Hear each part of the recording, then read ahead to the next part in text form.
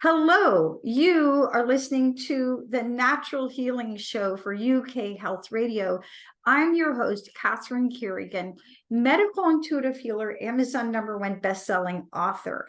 You can find out more about me and my work at catherinekerrigan.com and unlimitedenergynow.com. While you're there, definitely sign up for my newsletter so you can learn even more about how you can heal yourself naturally. Now, our guest today is Ashley Erwin.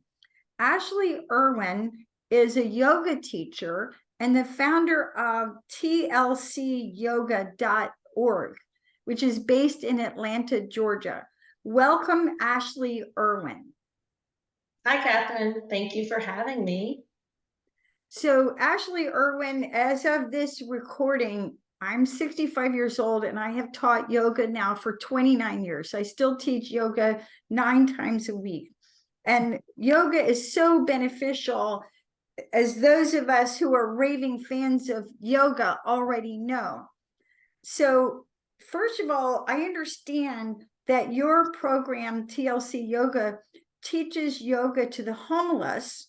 However, let's start by talking about the terminology that people use in talking about homeless. Will you share your perspective? Sure. So it's more common practice now to refer to people experiencing homelessness as individuals experiencing homelessness, or simply unhoused, unsheltered. The reason we're moving away from the term homeless is just because of some negative connotations that are associated with that adjective. In fact, even the adjective unhoused is still an adjective, and we're trying to remove the person from being described as this adjective, right? That could be have negative connotations. I still use unhoused or unsheltered. Individuals experiencing homelessness. It's similar to mental illness.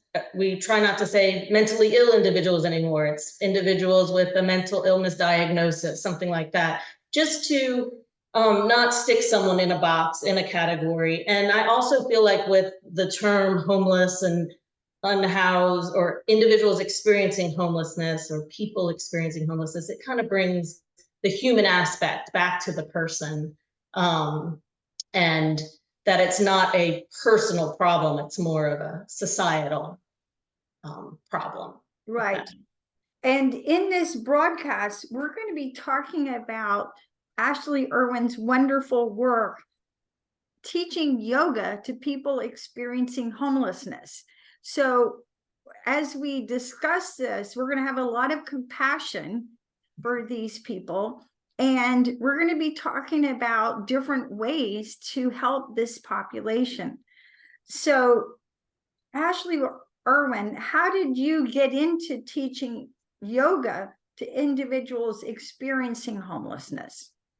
We kind of have to backtrack a little bit. I had already been teaching since 2017. I started teaching a chair yoga class to individuals who live in group homes with a mental illness diagnosis, living in poverty. So if this was already an accessible class for folks who do not have access to yoga, and that's at another organization here in Atlanta. So I have this experience of teaching chair yoga, accessible yoga to people with limited mobility. Then in 2020, I received an offer from a student who said, I would love to fund you to teach class to an underserved community. So because I also have previous outreach experience with individuals experiencing homelessness from many years ago at a community in the Virginia Highlands neighborhood, I just thought I would really like to get back into being in relationship and helping those experiencing homelessness. And I thought this would be a great thing to try. Let's see if it works. So that I immediately reached out to some contacts from several years ago and found a community mercy church that already serves unhoused individuals.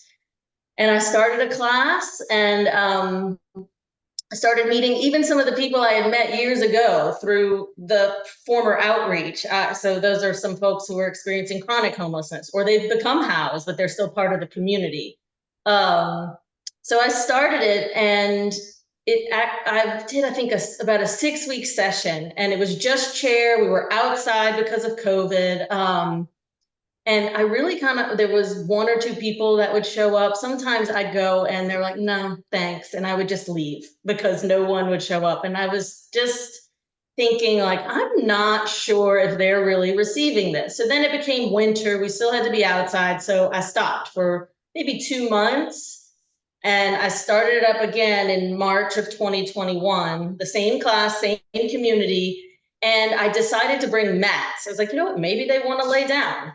So I was hauling in mats. I was like, let's start in the chair. Let's do a little bit of mats. Let's do some restorative yoga. And I don't know, it took maybe 2 months, March, April, that summer, for some reason, they just started practicing with me. And maybe it was just that I was persistent. I kept showing up. I know that's important. So then it just started to become a thing where they were attending, they were appreciating how their bodies felt after the class. I was letting them simply sleep if that's what they needed. So just really changing my approach in how I introduced what we would be doing, explaining, like, you do not have to participate. So then because the class was going well, and because I decided I would like to expand outside of this one class, this one person funding it. We started the organization last year, 2023. So about 2 years of just sort of doing it very on the down low. So if someone is listening to this broadcast and hearing about you and your wonderful work, where can they donate to support your work teaching yoga to the unhoused individuals? Well, we have a website that really tells the story very beautifully. So that all came about in 2023. The website is www.tlcyoga.org. And you can go to the support page, or you could just do /support. And you'll find many donation options. You can also follow us on social media. Okay. Now, I just want to add a personal story because I help an individual who's been experiencing homelessness. And it's been a real lesson to me because I'm a medical intuitive healer. I work with people all over the world. I help people overcome all kinds of challenges. And it has been a real lesson for me in doing my best to assist and support this person experiencing homelessness. I could go on for half an hour about all the different ways that I have done my best to try and help him. And it's really heartbreaking. So, Ashley, Erwin, I really commend your work in doing what you can do to support individuals experiencing homelessness. Now, can you share for our audience, how does your program work logistically? Well, right now, so when we made the organization, I also started a second class in a different community. And both of those classes kind of go a little bit differently, because the first class at Mercy Church, there's already breakfast, some group sessions, and lunch. And so people have been going there for 17 years. So there's just a group of folks. They know we go there on these days, and that's our community, right? And we'll be fed, and we'll have community. They have a clothes closet, all these great services. And so I show up at 11:30 after they're done eating lunch, which is not ideal to practice yoga after lunch, but that's the way it is. So I show up at 11:30. I have my mats, I have towels, some belts, some cleaner, all in the car. I drive a Honda Element. It's like a part of the organization, this Element, because it all fits in there very well. We have to break down the lunchroom. It's this tiny little room where they're like gathering and eating lunch. And we break it down, we clean it up, we move everything out. Someone will sweep, whether it's me or one of the students or someone else in the community. And then we bring in the mats and we set up, a chair and a mat. And we practice the yoga, then we finish and I leave and I'll get into the details of how that works too. But with the other class that I started, it's also residing in a church building, but there's a food pantry for people, but there's not a lot of like communal gathering of individuals experiencing homelessness. Like, hey, come on, we're gonna hang out and do this or that. It's just not the case. It's East Atlanta, and that neighborhood is really just compassionate and loving to their unhoused neighbors, which is nice. But this might be the first group gathering that we're having. So this one, I am bringing coffee and breakfast I show up between 10 and 10:30. We gather a little bit from 10:30 to 11. Then we have yoga right after breakfast. Then we have lunch. And I was bringing lunch, but now I have volunteers bringing lunch, which is amazing. Sometimes the volunteers bring breakfast. So it's great because we're practicing just after breakfast and coffee as opposed to after a heavy lunch. And then we gather and we have lunch together. But it's the same thing in terms of I'm bringing all the mats. I'm bringing towels, not blankets. I bring towels and belts. And after every session, the towels and belts get washed. I don't really use any other props yet. I'm not opposed to using yoga blocks, but for now I'll use different books that I find if I need that. I can fold mats in a way to make bolsters. You fold them up 4 ways. You can use as many mats as you want. So I do a lot of that to get the bolster experience for restful yoga. And would you like to know how the class goes, the specific class? Absolutely. And I just want to interject because most of us who are long-term yoga teacher are very service oriented because most of us have had personal experiences about how much yoga has helped us. Like, for example, I used to have asthma and I don't have asthma anymore because I learned how to breathe through my yoga practice, right? And yoga is my mental health program. So those of us who've experienced the benefits of yoga are highly motivated to serve others by sharing yoga, right? And so service is a part of yoga teaching. So share with us, please, Ashley, Erwin, how does your class go when you're teaching yoga to unhoused individuals? What's the sequence like? So, I will have students across the board in terms of mobility level. Sometimes it's some very young folks, but I can't be doing like a flow class because most people, they might be older. They have some physical limitations or just a lot of physical pain in their body. But something we always start with, we start seated in the chair almost every time. Sometimes we'll start laying down. Some people can't even lie on the ground. So that's why I like to start in the chair. And that way, anyone who can't do standing poses or anyone who can't lay down can at least experience our chair practice. And then if we move on to standing or reclining, they've at least gotten that little bit and they can recline in the chair. I'll just do certain special things for them. But we start with a centering meditation, a little bit of deep breathing and this specific centering. That's pretty short. We almost always it's shoulders, neck, some twisting, just a lot of stuff through the upper back.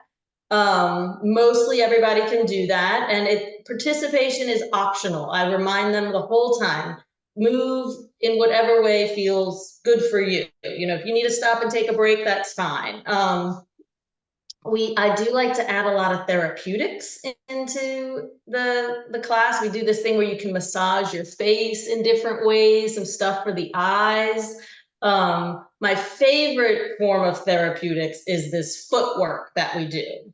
But not everyone can if you're crossing your leg, not everyone can put their leg up on their their foot up on their thigh to get to their foot. Not everyone wants to take off their socks. Not everyone wants to touch their feet.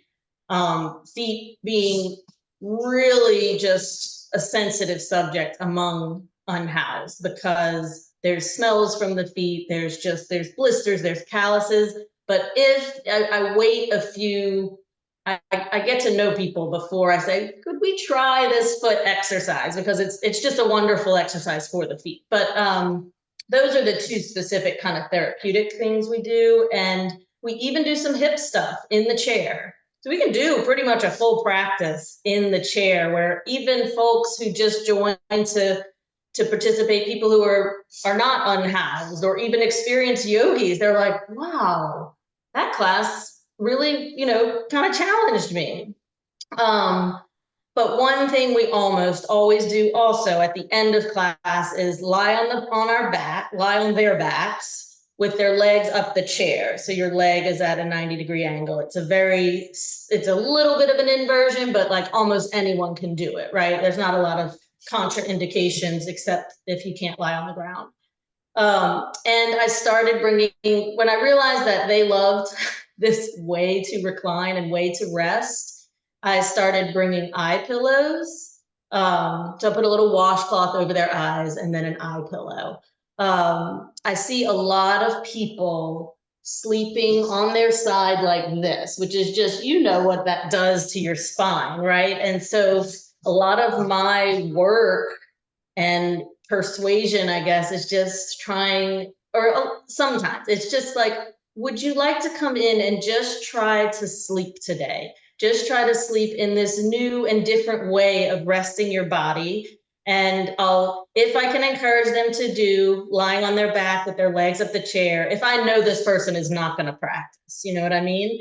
But I explain to them, you're doing something great for your body. So if towards the end of class, if everyone's in that position, I'll go through the benefits of legs up the chair, improve circulation, resting tired legs, great for your back. And I also like to add heart opening restful position. So I'll make a bolster out of the, and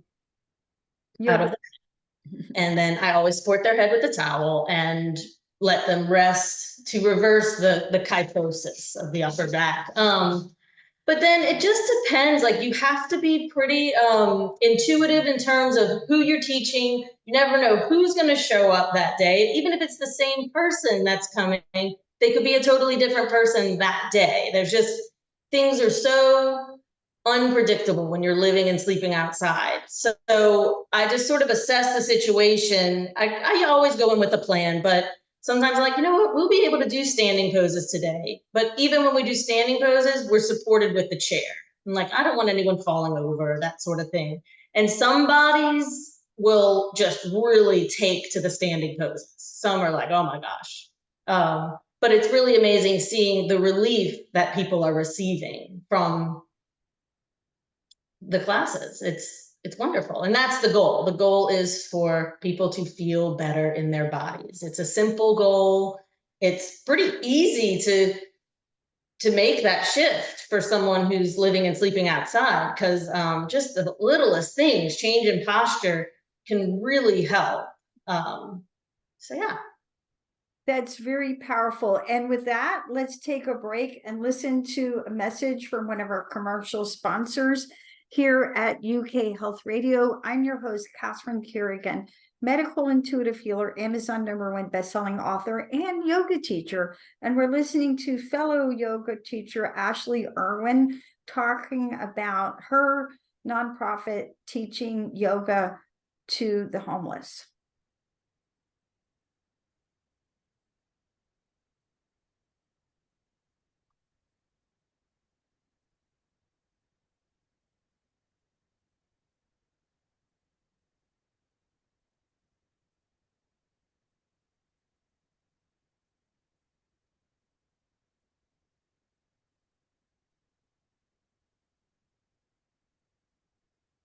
So Ashley Erwin, founder of tlcyoga.org, and people who are listening can go to tlcyoga.org and donate to your wonderful work. So you and I, as long-term yoga teachers, would agree that we all get so many benefits out of practicing yoga, right? We could spend the whole hour just talking about how yoga benefits us, right? And practicing yoga and teaching yoga. What kind of problems do unhoused folks have that your yoga practice can help them with? Um, so on the surface, it's physical problems, right? Just the physical pain of being on your feet, um, sleeping in very uncomfortable positions, sleeping on the concrete, sleeping on the ground, constantly moving. So obviously the physical asana practice is going to help with all of that. There's also this aspect of just always being sort of keyed up, always in survival mode when you're living and sleeping outside. So um, learning how to turn in and perhaps slow down your nervous system so that if and be more aware of, okay, I am in a safe situation, because even outside of the class there are safe situations, and being able to recognize and learn how to turn down the nervous system, slow it down, and um, being able to gauge from survival to rest is so important, because if you're always in survival mode, um, you then can't necessarily act when you need to act, right? You want, just like a muscle has to be able to fully contract and fully relax, our nervous systems have to be able to fully engage and fully relax. So regaining that ability through becoming embodied with the body and the breath is very helpful. It helps people with anxiety a lot, and there can be a lot of anxiousness when you're living and sleeping outside. So just helping to manage that. One other thing is, a lot of people are heavily medicated with prescription medications, like antipsychotic prescriptions. Now, not necessarily when you're living and sleeping outside, but I do see that. And just trying to pierce through the numbness that comes with these heavy pharmaceutical um, prescriptions, yoga can help that. It's subtle, but it can help people sort of experience other ways to settle while still being alive, if that makes sense. It's not necessarily an alternative to the medications, but how can we bring in something that helps you manage the fact that you need to be on these medications?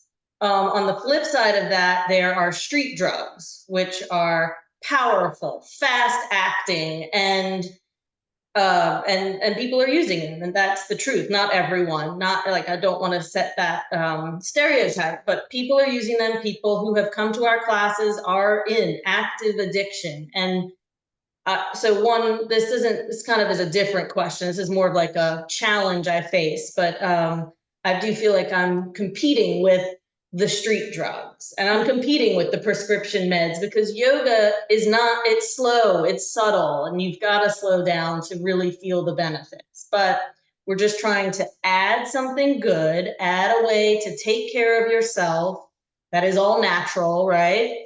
And it's funny because there is one person out there who calls me the yoga pusher. I love that. And it's very Yes. on point, because out on the streets, there are people pushing all kinds of things, whether they're pushing drugs, meds, housing, change your lifestyle, Jesus, this, that. They're pushing all kinds of things. And I guess I'm just pushing yoga. Well, you and I would agree that's a great thing to push. And there's a lot of scientific research. Exercise alone is more effective for antidepressants, that more effective for depression, 150% more like effective for depression than antidepressants. And scientific studies have shown that yoga raises your GABA levels, gamma aminobutyric acid. And when your brain gets enough GABA, you calm down. So whether we're homeless or we have a house, we all need to learn that yoga is a viable activity. So yes, push yoga. Well, and it's working. It's like they're doing it. They're telling their friends. It's really, I mean, the classes are small, but they have to be small because I am jumping around to different people, but they're consistent. And I mean, they're thankful to have it. I'm thankful to give it. So, yeah.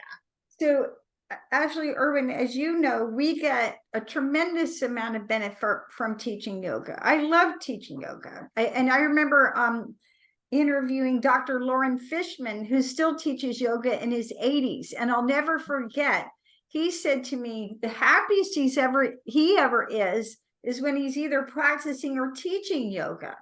So we get a lot of happiness just out of sharing what we love and watching people get out of pain and calm down. How has teaching yoga to experience individuals, and again, we're being politically correct, experiencing homelessness help you personally? Well, I really like to be in relationship with people, and I have made some great friends with unexpected individuals who are so wise, and just people write off people with mental illness and with experiencing homelessness so quickly. And if you just sit and talk to someone, they have a whole story, and then from the suffering they have experienced, just the wisdom that comes across. I mean, I have received so many life lessons from the people I have met and taught. And in terms of teaching, obviously, I love to see someone like this one man walk. He came in, he was like this and down and out. He left the class and he's like, I feel so much better. And he just strided off. I never saw him again. I taught him one time, but it was just, that feels good to make someone feel better, right? In their body, in their mind, wherever. I can't remember where I was going with that. So can you share? The teaching aspect. I have learned just how to manage a room of wildly different personalities, situations, people coming in, people leaving, people talking to themselves, people talking and stopping to talking, and just, folks practicing yoga in jeans, in dirty clothes, with all their belongings. They'll lie down and it's like pennies and lighters and different things just fall out their pockets, and just like learn how to just go with it. It's fine. And we can still have a nice contained practice, even with some chaos around or within, so just, I mean, the people management skills I have really honed those. Good for you. And I remember Ashley Erwin years ago, I was gonna, because I've studied all different kinds of yoga. I was gonna study something, and this is hilarious, called doga, which is basically when you practice yoga with your dog. Because I love my dog, my Cocker Spaniel. And then at the last minute, the airline wouldn't let her dog get on the plane. So I never became a doga teacher, but I joked it would just be all about crowd control. Right. Yes. Crowd control. Yeah, and sometimes we have that. I mean, for the most part, it's like pretty contained, but sometimes there's just chaos around with the nature of what we're dealing with. Some people can't be in a room seated for more than like 5 minutes. They're like, oh, whoa, this is not for me. And they'll just get up and leave, but then they might come back. And so just recognizing that and being okay with it, and listening to people. Sometimes someone will have to just get some stuff off their chest, and balancing being able to listen to them, even though there's others in the group that probably want to get on with the practice, but sort of balancing, letting them get some stuff off their chest because they do not have a lot of people to talk to. There's a big issue of loneliness within the unhoused community and people with mental illness diagnosis. So just making sure I'm balancing, giving this person some space to let off whatever they're talking about, and then trying to redirect them back to be in the practice. It's just it's I don't know how to, it's hard to explain, and it's hard like to write down instructions for how to manage this. It's something you just kind of learn through experience. And with that, let's take a break and listen to one of our commercial sponsors here at UK Health Radio. I'm your host, Catherine Kerrigan, medical intuitive healer, Amazon #1 bestselling author, and yoga teacher. And we're listening to Ashley Erwin, founder of tlcyoga.org.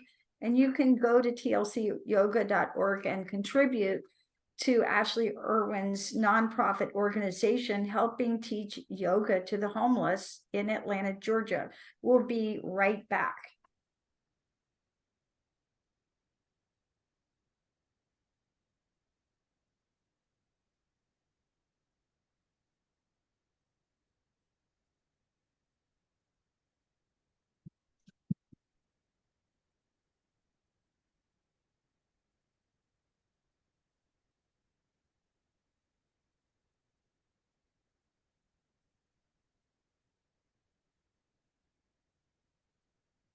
So Ashley Erwin, it's my observation that yoga teaching as a profession tends to attract people who are very heart-centered, who really want to help others and make a difference in the world.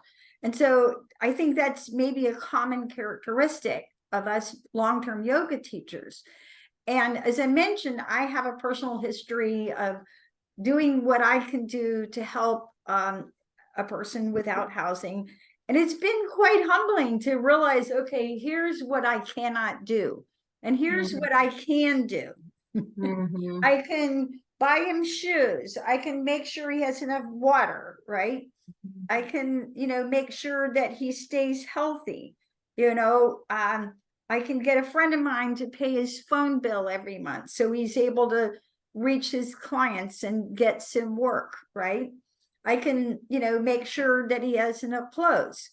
But there's so much that we can't do to help people. I remember one year I spent $500 and got him into a house, and I was so proud of myself.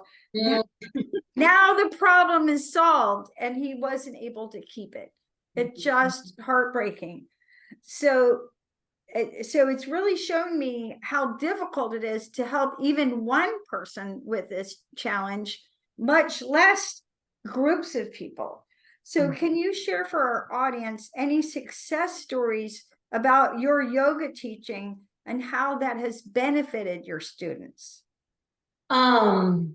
So I guess my biggest success story would be I have a current student who is about to, most likely, we just are getting this together, that he is going to take a yoga teacher training. There's another nonprofit there's a for-profit in Atlanta, TNP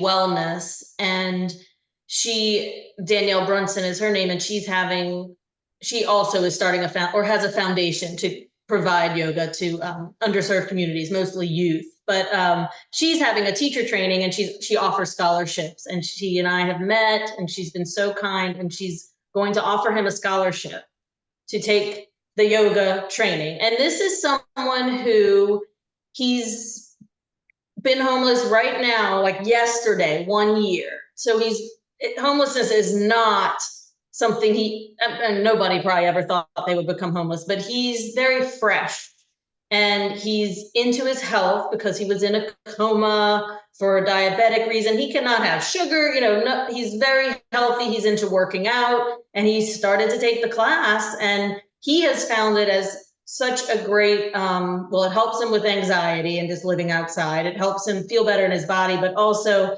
as a lot of people who do, who work out, men who work out in, what is that way, like at that weightlifting kind of way, they will find that the yoga is such a complement to that.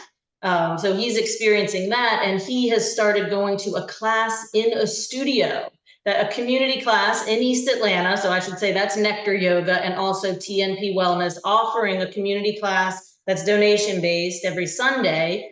And I knew I've taken a few of my students there because I knew they probably wouldn't go without me, right?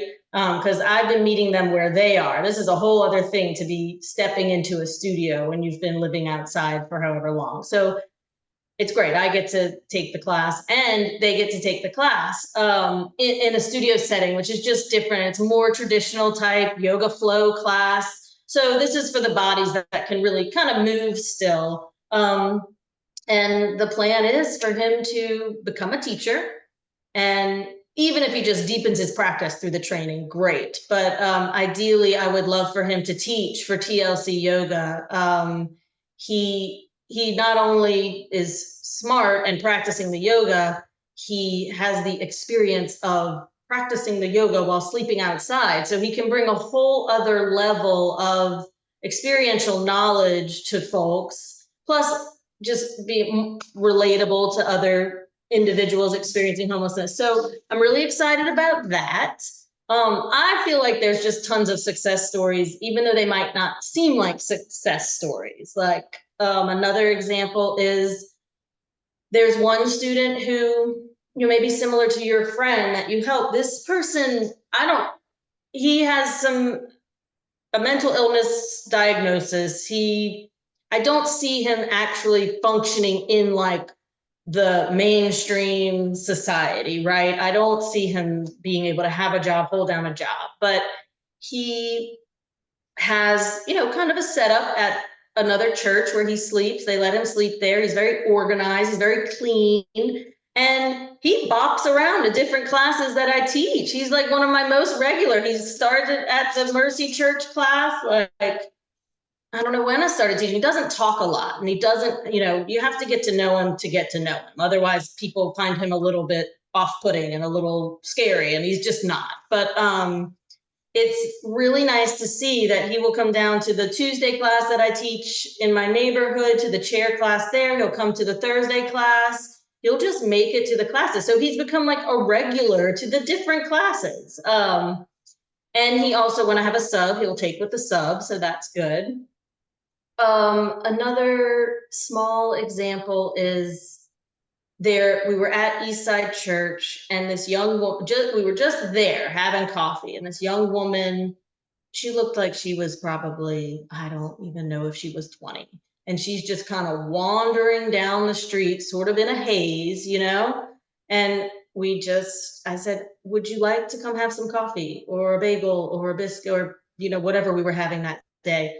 And she was so shy. She seemed like the most traumatized individual, like could barely speak. I got her name.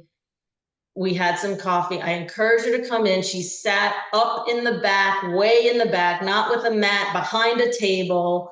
And she did participate a little bit. Our lunch volunteer had actually brought their baby that day, so I had the baby strapped on them. So during lunch, she kind of engaged and saw the baby and then this woman, Angela, who's there at the building while we teach, the property manager, they also have clothes and stuff.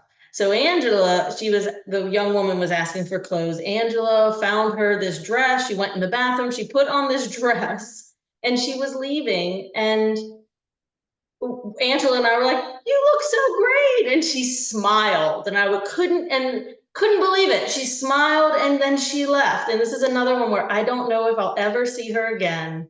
But for even just those few hours, I feel like we provided a sanctuary for her.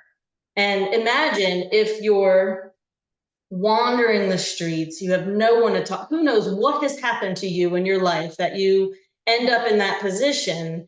And so to me, it's a really beautiful thing that you can have a place where you can walk in. We're all just smiling and friendly. Come in, come eat. Do you want to do a little yoga? Does this feel good? Does that feel good? You don't have to do anything if you don't want. Would you like to use the bathroom? Charge your phone? Just that the yoga is important. It's like, it's the thing, right? But that aspect to me is just invaluable for people who are wandering the streets for whatever reason. That is not my business necessarily. And everybody has a story, and I just feel like we can't throw them aside. Let's welcome them in and just give a little relief to people, you know? It's so beautiful, and it sounds like you're really providing a place where people can be loved and accepted unconditionally, however they show up. Yes. Ashley, Erwin, your story is so inspiring, and I really so honor what you're contributing, not just to the Atlanta community, but to the world at large. If someone is listening to this broadcast and getting inspired and thinking, gosh, there's a lot of unhoused people where I live also. How would you recommend that other people in other communities go about setting up programs to teach yoga to individuals experiencing homelessness? A good first step is to go somewhere where someone else is already serving unhoused people. I can say if I'd started at Eastside first, I don't know if this would exist, but I went somewhere where they're already gathering, they're there. Go, you're in front of quite a bit of people. And so you would, reach out to whoever's managing that organization and see if you can come in and do, even if it's a 30-minute practice, all you really need are chairs. But like I had said in the beginning, something about the mats and the laying down is good for this community. So you might get some mold mats, you bring the mats. I would not recommend bringing yoga blankets. They're too hard to clean, and there are just smells and things that go along with serving unhoused individuals that you want to be able to wash everything in between. So yoga belts, yoga blankets, always get washed between each session. You mean the yoga towels, your towels? Yoga towels. Thank you. Yes, not yoga blankets. And the towels can be bath towels, and that's pretty easy to come across. Belts can be ties, men's ties. You don't have to get belts. I prefer belts. And so that would be the first step. And then in approaching the class, if you have only one person that wants to participate, teach them. And then other people might witness it. Also, allowing someone to just sit and observe is really wonderful, because sometimes they sit and they sleep. Sometimes they were like, I'll just see what this is. And you let them sit, they watch. I have one person who I have a hard time with him sleeping on the floor. He'll sleep on the bench the whole time. Sometimes he participates. So really having an open mind, being very patient, being consistent. I feel like there are a lot of people who will go into outreach because they think they should do it, and then they will easily get burnout, or it's just not what they expected, right? It's like, oh my gosh, dealing with this is boring. This person can hardly move, this, that. So just showing up, and then realizing if people aren't taking to it, still consistent. You got to kind of like be a little bit persistent with the consistency. There's a fine line when like, okay, this might not be working. You've got to be flexible to adjust to what is this group like, what are their needs. Maybe you ask them what their needs are. I can say one person told me, he's like, you're going to have to bring us like little treats or something. We're bringing treats. I bring tea. I would bring chocolate. Sometimes I call it like communion, but it's chocolate. It's dark chocolate. We share some dark chocolate. I bring some tinctures that we drink with bubble water, just little healthy things that they're not necessarily getting. So bringing little treats is helpful. People like incentives. And it doesn't have to be big. Something as simple as the hibiscus tea that I bring. And I make it in a big jug, and it's cold mint hibiscus in the summer, and it's hot ginger hibiscus in the winter. And you have to be okay with disruption. You have to be okay with this sounds silly, but with smells. I mean, if smells are an issue for you, this is not for you, because there's some potent smells going on when someone's coming right in off the streets, especially if it's been raining. And you just have to know and understand that people are exhausted. They are hungry. Their bodies are in severe pain. Like, please don't push the bodies too much. This is such a powerful message. And Ashley, Erwin, as you and I have this very powerful discussion, what I notice is that both you and I, and this is bringing tears to my eyes, we're just lighting up with joy. Because one of the ways to be happy in life, and this is so important, I've here at the Natural Healing Show, I've interviewed all these people on different subjects, including happiness. One of the ways to be happy in life is with life meaning. And so when we contribute to the well-being of others, whether it be through yoga practice or some other way, then, we have life meaning. So, Ashley, Erwin, as we conclude, any final thoughts for our audience? I think I'll just say that the goal is very simple of these classes. It's just to people come in one way and hopefully they leave better, feeling it physically, mentally, emotionally, spiritually.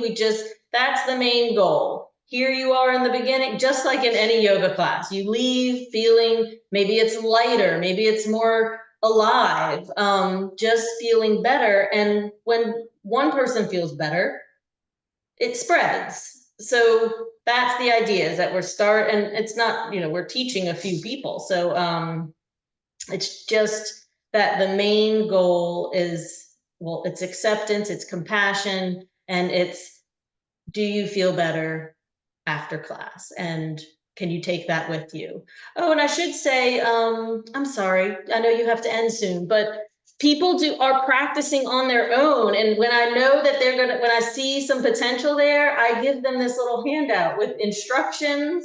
Some of our yogis were the models, and I'll get them a yoga belt to take with them. So, like, that's the idea, is go practice this on your own as well. Like, feel better more often than just this once a week class. You've been listening to the Natural Healing Show for UK Health Radio. I'm your host, Catherine Kerrigan, medical intuitive healer, Amazon #1 bestselling author, and avid yoga teacher. You can find out more about me and my work at catherinekerrigan.com and unlimitedenergynow.com. While you're there, definitely sign up for my newsletter so you can learn even more about how you can heal yourself naturally. Ashley Erwin is the founder of tlcyoga.org, and you can visit her website to contribute to her wonderful work teaching yoga for the unhoused. And remember, we all benefit from practicing yoga, and teaching yoga and sharing the joy of yoga makes us all feel healthier and happier naturally. Thank you so much for listening, and we'll see you next time.